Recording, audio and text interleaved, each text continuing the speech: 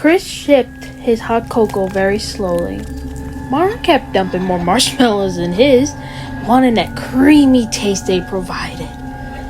But Chris, he stirred his hot cocoa with a spoon, staring at the mixture. Aviva crawled up from behind Chris and spooked him. Chris screamed and tipped his cup over. Mara stared at Chris in shock. "Chris, what got you in a bunch?" Aviva chuckled. "I never heard you scream like a girl before." Chris took some paper towels and wiped up the mess. He was shaking at each wipe. Martin covered his hand and said, "Look at me in the eyes." Chris looked up, saw the distortion. His eyes constricted.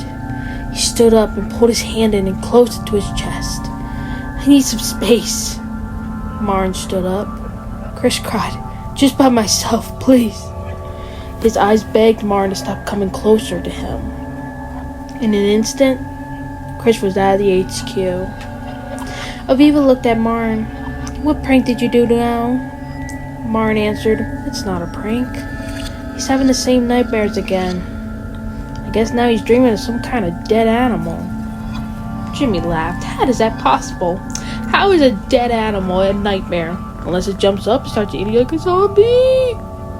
Martin answered, "That's how it is exactly. But it isn't eating him, it's just hovering over him, staring at him." Jimmy got quiet. There was an awkward silence in the HQ. Martin said, "But why did he just stare at me like that? Like I'm the creature he was referring to?" Aviva left the HQ to go to Chris's bedroom. She opened the door slowly.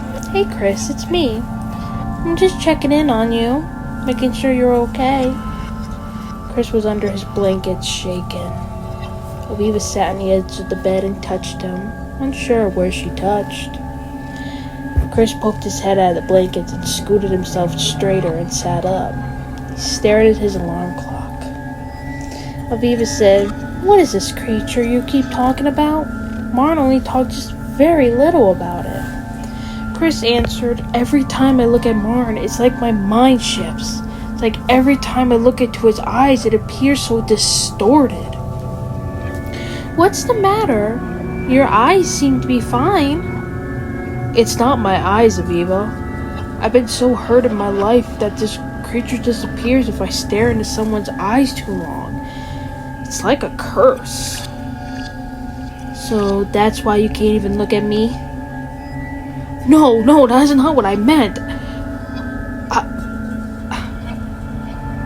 He touched her hand.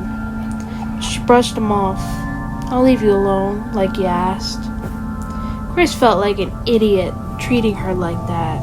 He sat there wondering what to do. Suddenly, out of the blue, he heard a growling sound right outside his window. He jumped to the window and grabbed the drapes to close them. Right in the shadows was the same creature, staring directly into the window, looking at Chris. Chris panted as the creature got closer. Chris thought fast and grabbed his creature pod. He struggled to turn it on and set up the camera. He shivered as he lifted the camera to the beast. It was real. No camera would be able to capture this dream. Chris flashed the device. The creature's eyes hole gleamed with light. It didn't appear startled. It just stared at Chris, its marrow swaying in the breeze. The rain beat against it. The droplets ran down its bones. Chris couldn't hold his breath for longer. He went to open the window to get a better picture. He lifted the window pane and aimed his creature pod and flashed again. This time the creature overreacted. It jumped forward and lunged at Chris. "Chris!" Chris was shoved over in the corner of his dirty laundry. He sat up quickly, wondering who had just pushed him. He stood up and turned. It was the creature and his brother, standing face to face. Chris saw Martin beat the skull back out of the window. He slammed the window shut and closed the drapes, leaving the terrible wars outside.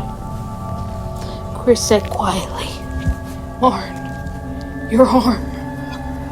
Yes, that creature had bitten Martin. Blood was flowing down his arm, but Martin didn't respond. He panted at the window pane. Chris was scared as he inched closer. He touched Martin's shoulder. Martin lunged at him, shoved him against the wall, holding Chris by his neck. Chris coughed and gagged. He tried to kick, but Martin had his body against the wall. Chris finally screamed for help and the crew came running in. Koki cried, "Martin has gone rogue."